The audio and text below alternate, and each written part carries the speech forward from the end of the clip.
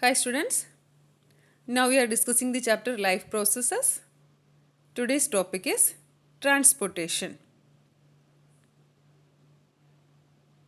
As you know that the circulatory system in human beings consists of heart, blood vessels and the circulatory medium that is blood and lymph. Heart is the pumping organ and blood vessels are the arteries and veins. In addition to that, a circulatory medium is there that is blood and lymph. Circulation in human body. Here you can see in this diagram, here from the lungs, the oxygenated blood from the lungs, the oxygenated blood is carried by pulmonary vein. Pulmonary vein carries oxygenated blood from lungs to the left atrium of the heart. Our heart is having mainly four chambers. Upper two chambers are called atria, singular atrium, and the lower two chambers are called ventricles. Here lungs, from the lungs, the pulmonary vein carries oxygenated blood and it reaches left atrium. From the left atrium, the blood is moving towards the left ventricle. There V1 it is written, that is valve 1. The valves will prevent the backward flow of blood. From the left ventricle, the blood is pumped to the main artery. Main artery, we can call it as aorta. Main artery is called aorta. The aorta carries oxygenated blood to different body organs or different parts of our body. From the body organs, as we discussed, that cellular respiration will happen and thereby energy is released and the byproduct is carbon dioxide. The carbon dioxide will mix with blood and the deoxygenated blood, that is blood rich in carbon dioxide, is carried by vein. The main vein that carries the deoxygenated blood to the right atrium. It carries deoxygenated blood to right atrium. From there, it is going towards right ventricle. There is also one valve is there, that will, the valve between right atrium and right ventricle, that will prevent the backward flow of blood from right ventricle to right atrium. From the right ventricle, the blood will move through pulmonary artery. That is, now the blood in it is deoxygenated blood. It is moving towards the lungs. That is, with the help of pulmonary artery or through pulmonary artery, the deoxygenated blood reaches lungs. There again, the carbon dioxide from it is exhaled, that we discussed in respiration topic, and the carbon dioxide from it is exchanged into the alveolar chamber and from there it is exhaled out. And again from the alveolar chamber or alveoli, the oxygen is diffusing into the blood capillaries, thereby now the blood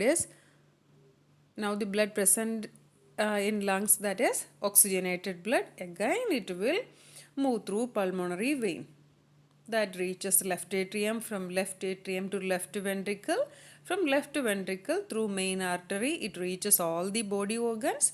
From there, after cellular respiration, the byproduct or carbon dioxide rich blood is carried by main vein, it reaches right atrium. From there, the blood will move towards right ventricle. From right ventricle, pulmonary artery carries the deoxygenated blood back to lungs. Here you can see that, here you can see double circulation. That is, blood travels twice through the heart in one complete cycle of the body. Here the direction of blood flow you can see, that is pulmonary circulation and systemic circulation. These two circulatory pathways are involved here. The first of all, from blood moves from the heart to the lungs, that is from right ventricle to the lungs and back to the heart. From right ventricle to lungs through pulmonary artery and from the lungs back to the heart through pulmonary vein. That we can call it as pulmonary circulation. And the lower part, that is systemic circulation. blood moves from the heart to rest of the body and back to the heart. That is from left ventricle through main artery. The blood flows through main artery to body organs, then back to right atrium. That is called systemic circulation. Together, pulmonary circulation and systemic circulation together, we can call it as double circulation. Here, pulmonary vein, normally artery carries oxygenated blood and vein carries deoxygenated blood. Here, pulmonary vein and pulmonary arteries are exception. Pulmonary artery, these two are exceptions. Okay. Pulmonary vein carries oxygenated blood and pulmonary artery carries deoxygenated blood.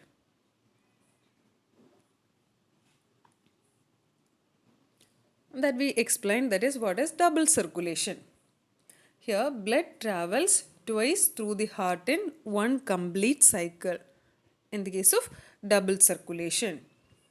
Here it prevents mixing of oxygenated and deoxygenated blood. In double circulation, it is seen in advanced organisms or higher organisms such as birds and mammals. Double circulation is seen in birds and mammals. Here it prevents mixing of oxygenated and deoxygenated blood.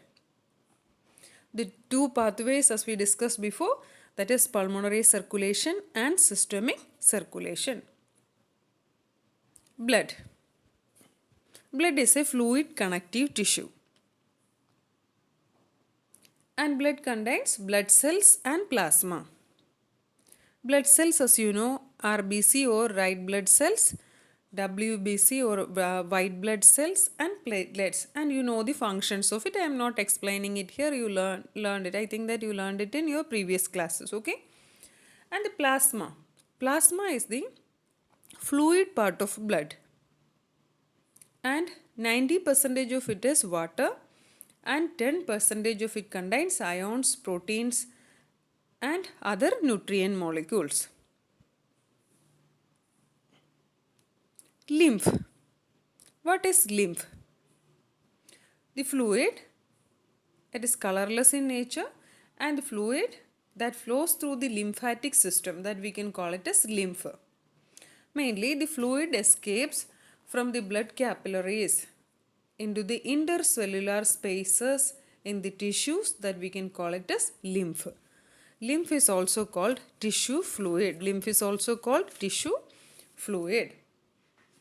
It is colorless in nature and it is also called tissue fluid. It is also called tissue fluid. It is similar to the plasma of blood but colorless and contains less protein. The lymph drains into lymphatic capillaries from the intercellular spaces, which join to form large lymph vessels that finally open into larger veins. And also lymph carries digested and absorbed fat from intestine. And also it drains excess fluid from extracellular space back into the blood.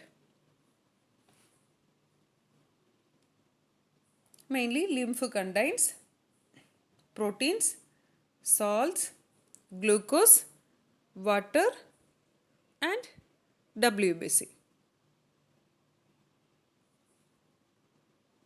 Blood vessels.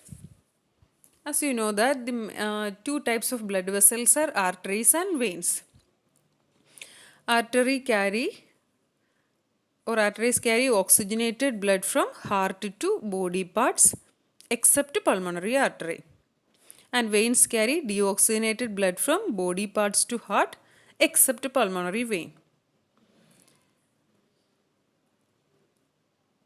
And arteries are also called distributing vessel and veins are called collecting vessel. Arteries, the wall of artery, we can see that the walls are thick and elastic. The wall of artery is thick and elastic and that of vein is thin and less elastic. Arteries are deep seated in our body. Deep seated means it's not near this epidermis or outer layer of our body. It is deep seated. And veins are superficial as compared to arteries.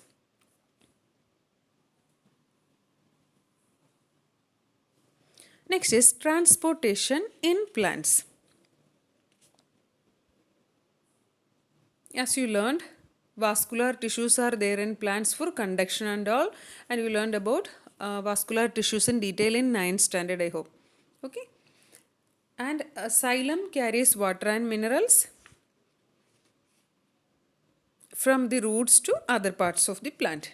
And phloem carries the product of photosynthesis, that is carbohydrate or sucrose from leaves to the other parts of the plant body. And in xylem transport, no energy is used, and in phloem transport, energy is used from ATP. Next is transpiration. It is a process of loss of water as water vapor from the aerial parts of the plant or mainly from the leaves, that is through stomata, the loss of water in the form of water vapor, we can call it as transpiration. Transpiration helps plants in pulling water up from the soil through roots. That is, transpiration is creating on transpiration pull. That pulling force helps plants in pulling water up from the soil through roots. And it also helps in temperature regulation in plant. It also helps in temperature regulation in plant. Hope you understood transportation in plants and animals. Next is translocation. Translocation is the movement of materials in plants.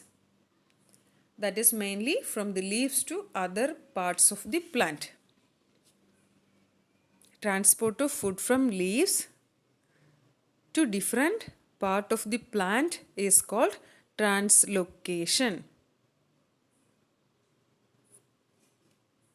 Here are some questions. 2 questions are there. You please try to answer these questions, okay? First question is, why is it necessary to separate oxygenated and deoxygenated blood in mammals and birds? Second question is, how is food transported in plants? Try to answer these questions.